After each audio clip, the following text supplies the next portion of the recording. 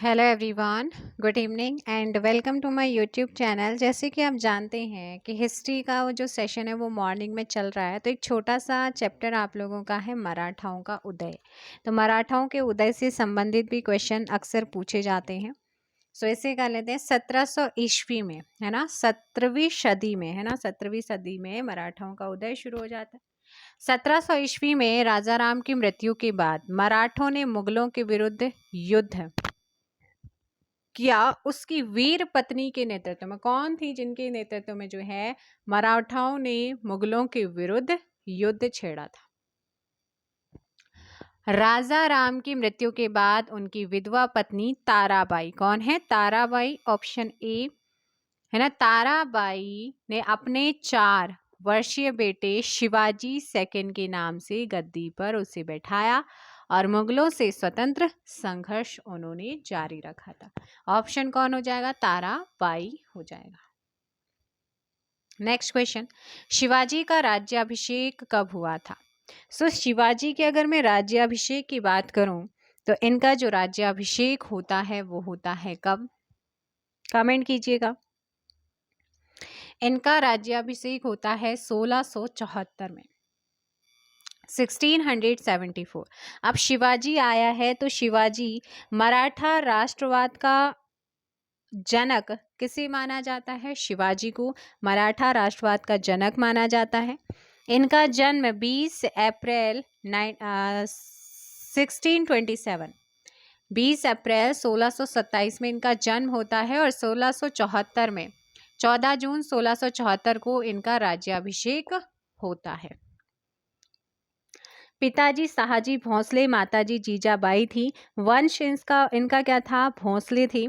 प्रारंभिक गुरु कौन थे, कोणदेव इनके प्रारंभिक गुरु थे और आध्यात्मिक गुरु थे रामदास।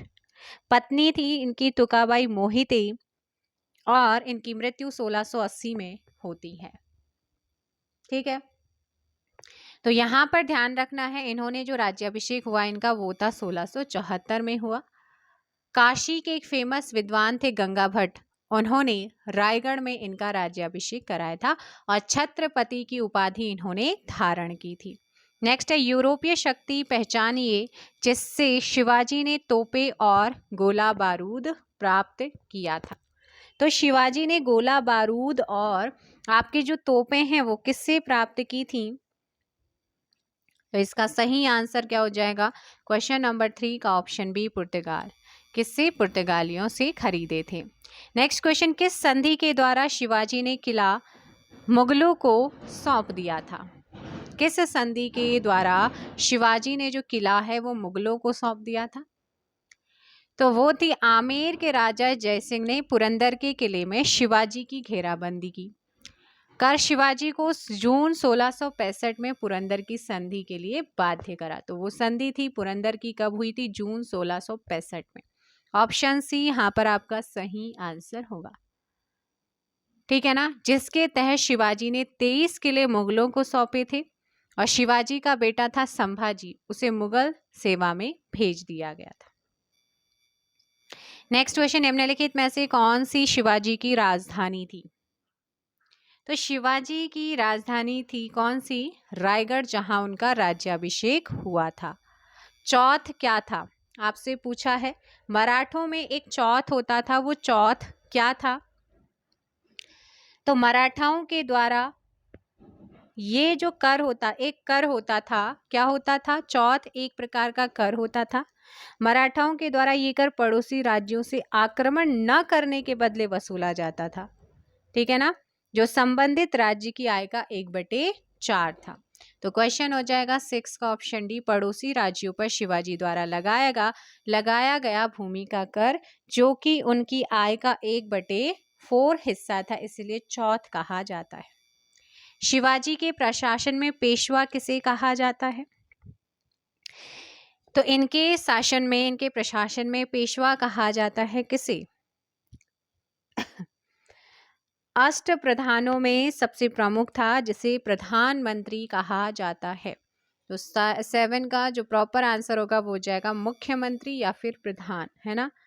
तो याद रखना है, एक होता था अमात्य, एक होता था अमात्य भी होता था।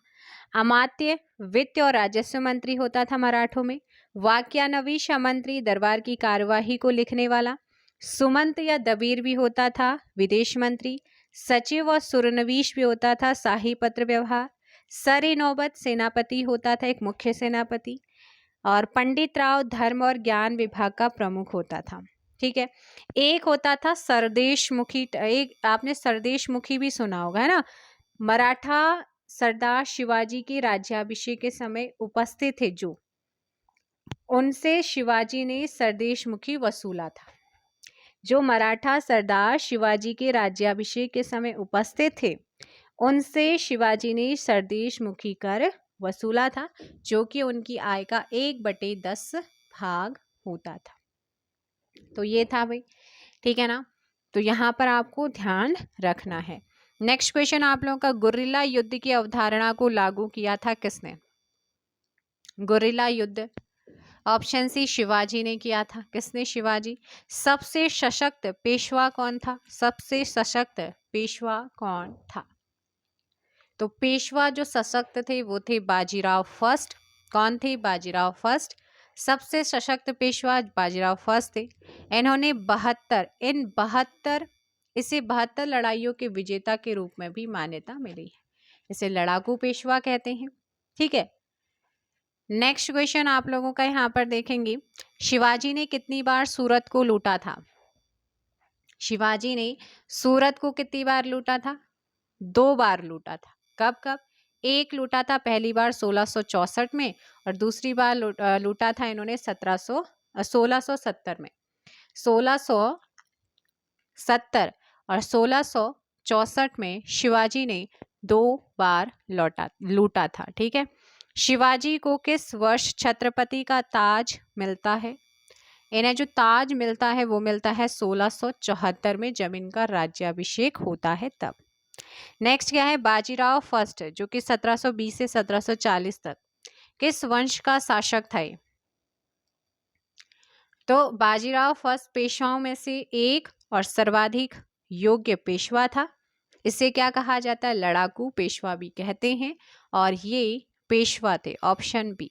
नेक्स्ट क्वेश्चन, छत्रपति शिवाजी महाराज जो कि 1674 से 1680 ईस्वी तक किस वंश का शासक था? तो ये थे मराठा वंश का शासक थे, ऑप्शन डी। क्या थे? मराठा वंश।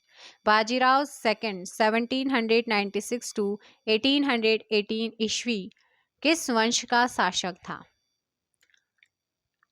ये बाजीराव सेकंड पेशवाओं में अंतिम पेशवा था। इसने ही गवर्नर जनरल लॉर्ड वेलेजली से 1802 में बसीन में सहायक संधि स्वीकार की, यानी कि बसीन की संधि 1802 किसके बीच? गवर्नर जनरल लॉर्ड वेलेजली और बाजीराव सेकंड के बीच की हुई थी। ठीक है। और इसी काल में तीसरा आंग्ल मराठा युद्ध भी लड़ा गया था 1817 से 1818 ईस्वी। और बाजीराव का पूना प्रदेश अंग्रेजी राज्य में विलय हो चुका था। वो 14 का ऑप्शन हो जाएगा डी, पेशवा। अंतिम पेशवा था। नेक्स्ट क्वेश्चन है आप पेशवाओं में, छत्रपति शिवाजी टर्मिनल का डिजाइन किसके द्वारा किया गया था? जो ये टर्मिनल था ना, इसको फ्रेडरिक विलियम स्टीवेंस ने बनाया था। छत्रपति संभाजी 1680 और 1688 में शासक रहे। किस वंश का ये शासक था? तो ये भी जो थे मराठा वंश का ही क्या था? शासक था। शिवाजी की मृत्यु के बाद इनका बेटा राजाराम गद्दी पर बैठा। संभाजी राजाराम को गद्दी से उतारकर 1680 में सिंहासन रूढ़ हुए। इससे एक उत्तर भारतीय ब्राह्मण कवि कलश को प्रशासन का सर्वोच्च अधिकारी अपॉइंट किया था। तो ज़्यादा मराठा से क्वेश्चन वैसे नहीं पूछते हैं। जो पूछा जाता है वो मैंने आपको बताया। एक क्वेश्चन ये पूछा जाता है कि शिवाजी को राजा की उपाधि किसने दी थी? तो शिवाजी को राजा की उपाधि जो है वो औरंगजेब ने दी थी। ठीक है ना। और यूरोपीय शक्तियों में अंग्रेजों ने जो है शिवाजी को तोपें प्रदान की थी। मराठा राज्य का दूसरा संस्थापक किसे मानते हैं? बालाजी विश्वनाथ को कहा जाता है। ये आप लोगों को याद रखना है। है ना। तो और अष्ट प्रधान जो हैं वो किसके दरबार में या किसके प्रशासन में थे अगर आपसे पूछेगा, तो शिवाजी के। तो ये आप लोगों को याद रखना है भाई। और यहाँ से शिवाजी की कर व्यवस्था जो थी वो किस पर आधारित थी, तो शिवाजी की कर व्यवस्था जो थी ना वो मलिक अंबर की कर व्यवस्था पर आधारित थी। ठीक है ना, ये आप लोगों को याद रखना है। और तोरण विजय कब हुआ था शिवाजी का, 1646 में। इन्होंने क्या किया था, शिवाजी ने किला बीजापुर से जीता, तोरण से मिले धन को 1646 में शिवाजी ने रायगढ़ के किले का निर्माण कराया था। अच्छा, पुरंदर की संधि कब होती है, 1665 में पुरंदर की संधि होती है।